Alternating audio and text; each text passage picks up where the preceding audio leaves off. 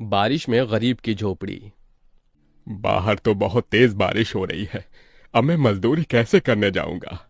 बाबा, आप रुक जाइए। मौसम बहुत ज्यादा खराब है। मुझे तो समझ नहीं आ रहा। ये दिन पर दिन मौसम खराब होता जा रहा है। अगर ऐसे ही चलता रहा तो मजदूरी नहीं कर पाऊंगा और घर में खाने को एक दाना तक नहीं आ पाएगा। तभी बहुत तेज आंधी तूफान चलता है। अरे देखो जरा देखो, कितनी तेज तूफान चल रहा है। अरे महेश बेटा, तू झोपड़ी के ऊपर तिरपाल तो लगा कर आया था ना? हाँ बाबा, लगा दी थी तिरपाल। और उसके ऊपर तूने ईंटें रखी थी या नहीं? बाबा, ईंट रखना तो मैं भूल गया। महेश के इतना कहते ही झोपड़ी के अंदर बारिश की वजह से पानी टपकना शुरू हो जाता है। हे भगवान महेश, तूने ये क्या किया? तुझे मैंने कहा था बारिश और तूफान तेज है, तुझे ईंटें रख देनी चाहिए थी। मुझे लग रहा है कि तिरपाल उड़ गई। चल चल मेरे साथ चल। अब तुझे मेरे साथ भीगते हुए मेहनत करनी होगी, नहीं तो पूरे घर में पानी ही पानी भर जाएगा। देवेश इतना बोल ही रहा था कि घर के अंदर वाकई छत से पानी टपकने लगा। हाँ पिताजी, आप सही कह रहे हो, चलो चलते हैं जल्दी से। दोनों बाप बेटा बारिश में बाहर निकलते हैं और झोपड़ी की छत पर तिरपाल को सही से लगाना शुरू कर देते हैं। अरे बेटा, ईंट को अच्छे से रखना, कहीं ईंट गिर न जाए। ठीक है पिताजी, सही सही रखूंगा। महेश इतना कहकर अच्छे से ईंट से तिरपाल को दबाने लगता है, जिससे छत ढक जाती है और झोपड़ी में पानी टपकना बंद हो जाता है। लेकिन इसी के चलते हुए बेचारे दोनों के दोनों बहुत बुरी तरह भीग जाते हैं। अरे चलो बेटा, बहुत ठंड हो रही है, बाहर घर में चलते हैं। चलो, बरसात में मौसम बिल्कुल ठंडा हो गया है। हाँ पिताजी, आपने बिल्कुल सही कहा, चलिए। जब दोनों बाप बेटा घर के अंदर आ जाते हैं तो मेघा उन्हें सूखा कपड़ा देती है और अपना शरीर पोंछने के लिए कहती है।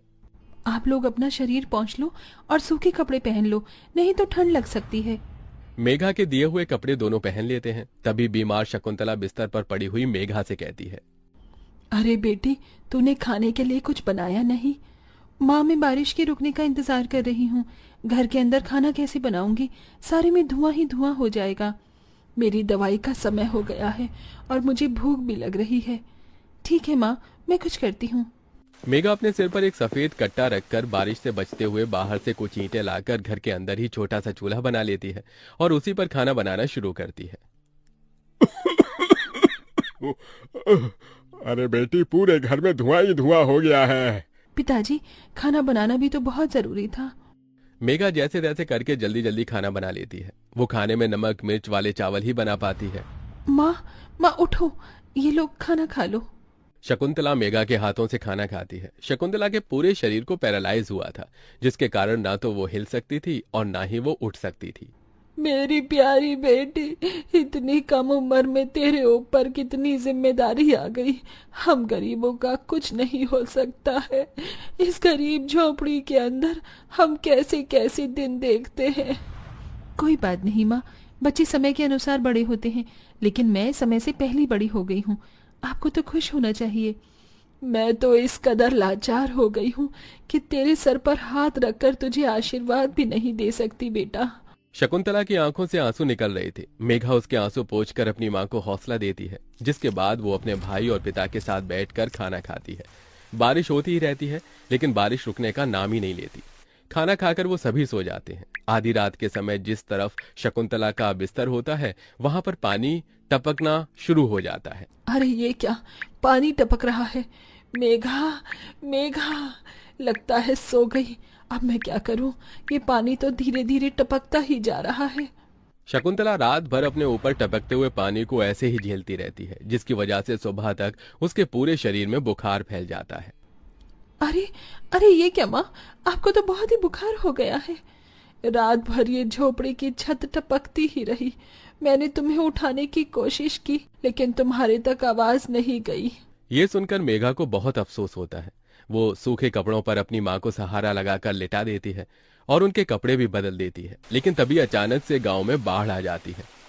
अरे अरे ये क्या हो, यहाँ तो पानी भर रहा है। अरे लगता है गांव में बाढ़ आ गई है। अरे हम लोग क्या करें? अरे बेटा महेश, अरे भाई, अपनी माँ को कंधे पर उठा, नहीं तो हम सभी बह जाएंगे। अरे पानी में कोई जुगाड़ करता हूँ बेटा। देवेश फौरन घर के बाहर जाता है। जहां वो आसपास देखता है, उसे एक रेडी दिखाई देती है। देवेश उसे लेकर आता है, जिस पर शकुंतला को लिटा देता है। अरे चारों तरफ पानी ही पानी हो रहा है। हमें अब यहाँ से जाना होगा, नहीं तो पानी में हम डूब जाएंगे। तभी अचानक से उनकी झोपड़ी पानी में डूबकर बह जाती है। हमारी झोपड़ी चली गई। बेटी, अब हमें भी यहाँ से चलना होगा। तुम्हारी माँ को यहाँ से किसी ऊंचे स्तर पर लेकर जाना होगा। देवेश, महेश और मेघा तीनों शकुंतला को रेडी के साथ वहां से ऊंचाई पर लेकर जा रहे होते हैं, लेकिन पानी बहुत ज्यादा होने की वजह से रेडी का संतुलन खराब हो जाता है और वो पानी के साथ बहने लगती है। पिताजी, पिताजी, माँ रेडी के साथ पानी में बहते हुए जा रही हैं। हे भगवान, अब हम लोग क्या करें? अरे हम लोग भी डूब रहे हैं। कोई सहारा मिलेगा तो हम यहाँ से बाहर निकल पाएंगे, नहीं तो पता नहीं आज क्या होगा। हे भगवान, कोई हमारी मदद करो। हे ऊपर वाले, कुछ तो करो। तभी मेघा को एक बड़ी सी लकड़ी का सहारा मिलता है। वो उस लकड़ी के सहारे अपने पिता और भाई को भी बचा लेती है, जिसके बाद वो तीनों लकड़ी के सहारे तैरते हुए एक ऊंचे स्तर पर पहुंच जाते हैं, जहां पर काफी लोग होते हैं। हे भगवान, मेरी 8 साल की बेटी थी, कहीं नजर नहीं आ रही। इस बाढ़ के कारण वो पता नहीं कहां पानी के साथ ही बहती चली गई। वहां सभी अपने परिवार को लेकर दुख में थे और यहाँ मेघा, देवेश, महेश तीनों शकुंतला के लिए फूट फूट कर रोने लगे थे। मेरी माँ पता नहीं कहाँ चली गई, पता नहीं किस हाल में होंगी वो। क्या वो अभी जिंदा होंगी या नहीं? तुम ये कैसी बातें कर रही हो? हौसला रखो, सब कुछ ठीक हो जाएगा। माँ वापस आएंगी। ये देखो, सरकारी लोग हमारी मदद कर रहे हैं, बिछड़े हुए परिवार के सदस्यों को ढूंढ कर ला रहे हैं। महेश, मेघा और देवेश तीनों शकुंतला की राह देखते ही रह जाते हैं, लेकिन सरकारी आदमियों को भी शकुंतला की न तो लाश मिलती है और न ही उसका कोई अता पता, जिसके कारण अब उन्हें यही लगता है कि शकुंतला दुनिया में नहीं रही। इतनी बारिश हो रही है, माँ का तो कुछ पता नहीं। अब हमें हमारे लिए कुछ करना होगा। तुम सही कह रही हो बेटी, अब हमें कुछ न कुछ तो करना ही होगा।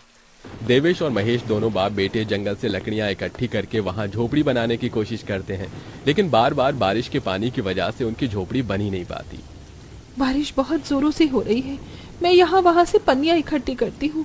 मेघा पन्नियां इकट्ठा करती है और उन्हें जोड़कर तैयार करती है, जिसे वो अपने पिता और भाई के ऊपर रखकर उन्हें बारिश से बचाने की कोशिश करती है। और इसी के चलते महेश और देवेश झोपड़ी बना लेते हैं और उसमें वो सब रहने लगते हैं।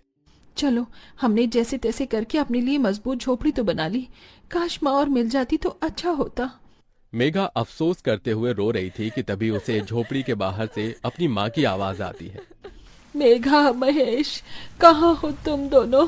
मेरे बच्चों, कहाँ हो तुम दोनों? मेघा, ये तो माँ की आवाज है। मेघा जैसे ही झोपड़ी के बाहर आती है, वो बारिश में भीगते हुए अपनी माँ को खुद अपने पैरों पर चलकर आते हुए देखती है। माँ, आप चल सकती हो, आप हिल सकती हो, आप खड़ी हो सकती हो। ये सब कैसे हुआ? ये तो एक चमत्कार है। बहते बहते पता नहीं मैं कहाँ पहुँच गई थी और बेहोश हो गई थी। जब होश आया तो हाथ पैर अपने आप काम करने लगे थे। फिर तो मैं ढूंढते हुए यहाँ तक आ गई। ये भगवान का चमत्कार ही था। हमारी झोपड़ी भी टूट गई।